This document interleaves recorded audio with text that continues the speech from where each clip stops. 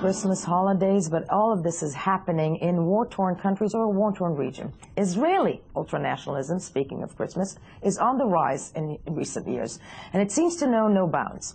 After protesting Jewish-Muslim intermarriage, LGBT rights, and Christian missionaries, some on the far right in Israel have found a new cause, waging war on Christmas. The far right-wing group Lehava, meaning flame in Hebrew, has been causing a stir with provocative demonstrations at Israeli sites that display Christian emblems. One such site is the YMCA in Jerusalem. 2 weeks ago, it invited all the children of the city, regardless of religion, to decorate the Christmas tree.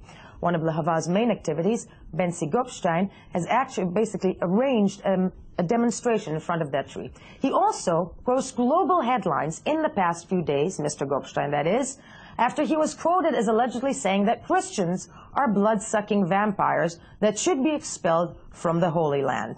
Let's watch the following report by Lauren Izzo about Lehava and what seems to be a war on Christmas. Every year, thousands of Christian pilgrims from all over the world travel to the Middle East to celebrate Christmas in the place where Jesus was born and raised. But not everyone welcomes them. Benzi Gopstein, the leader of extremist right-wing Jewish group Lehava, says there is no place for Christmas or Christians in the Jewish state of Israel. Less than a month ago, Gopstein headed dozens of Lehava Christmas protesters outside the YMCA headquarters in Jerusalem. The group sang Hanukkah songs and held signs urging, quote, impure Christians to leave Israel. In August, Gopstein was brought in for police questioning after stating at a religious debate that he condoned the burning of churches. I'm against burning churches. I think that according to Jewish law it needs to be done, but the ones that would have to do it would be the Israeli government. While many rights advocacy groups have filed official complaints about Gopstein's comments, both Christian pilgrims as well as residents of Israel have not let him destroy their Christmas spirit. Merry Christmas! Ho, ho, ho, ho, ho! Merry Christmas!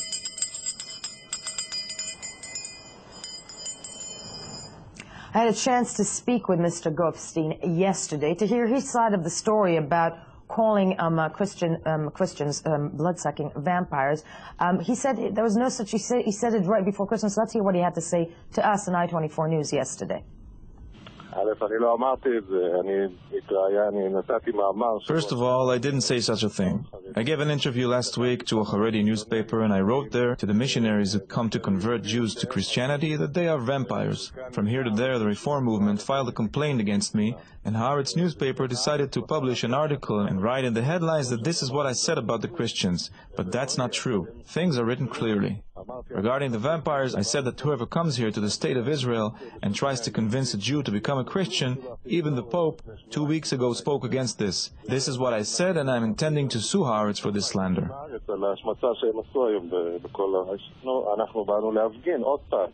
We came to demonstrate because they issued ads to the Jewish children of Israel. Now they're handing out Christmas trees at the Jaffa Gate to Christians. We didn't come to demonstrate there. But if they're handing out Christmas trees to Jews, I think there's no place for that. Like I said, even the Pope said that it's not the purpose of Christianity. We're against missionaries and we'll continue to operate against them.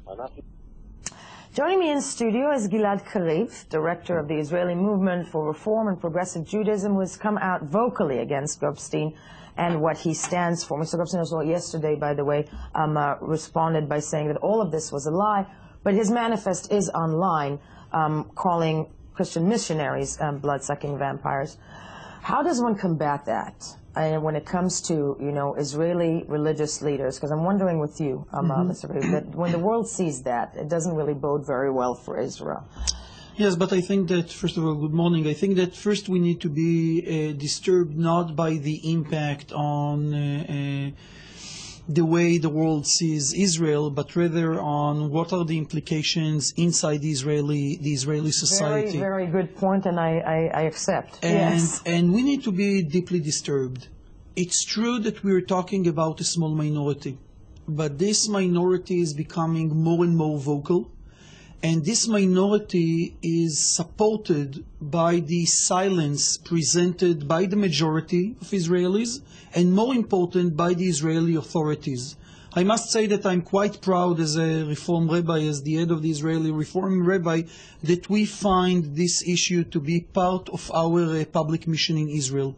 Because this is not only about legal issues. This is also about the way we understand what is the meaning of having a Jewish and a democratic state. Okay. And we see the work of Leava, of this violent, ultranationalist organization, as violating not only the democratic values of the State of Israel, but also its Jewish character. And the problem in Israel is not with Bentzi Gupstein. The problem is with the fact that the legal authorities in Israel are neglecting their duty to do something in order to block the racist incitement. There is a law in Israel against racist incitement. The Attorney General is failing in imposing this law, this democratically, legislation. to play devil's advocate, I will argue back to you that people are entitled to their own opinion. And at the end of the day, when Mr. Gopstein, he's voicing his opinion. Yes, definitely. But we need to remember that like many, many European countries, many other countries in the world, the State of Israel decided, mainly because of the past of the Jewish people, that we should include in our legislation an act against racist incitement. And in Israel, and I know this is not the case in the US, but in Israel, racist incitement is not part of freedom of speech. Now, if this is the case, we need to impose the law. If we don't want to impose the law, let's cancel the law and let's say that in Israel people can incite and people can present racist publications and views. But then we need to embrace the fact that it will come from extreme right-wing Jewish leaders, but also from Palestinian leaders. Our Prime Minister is pointing the Palestinian Authority for the lack of blocking the incitement. And Prime Minister Netanyahu is stating again and again that the Palestinian Authority is responsible for the terror attacks because of the incitement. So let's make the parallel case for Jewish incitement. And let's understand that if this is the case, the Israeli government is neglecting its duty to block racism that in the end leads to what we saw a few months ago in the village of Duma and the terror attack that killed 3 innocent Palestinians. Including, and a baby. Yeah, one of them being a baby.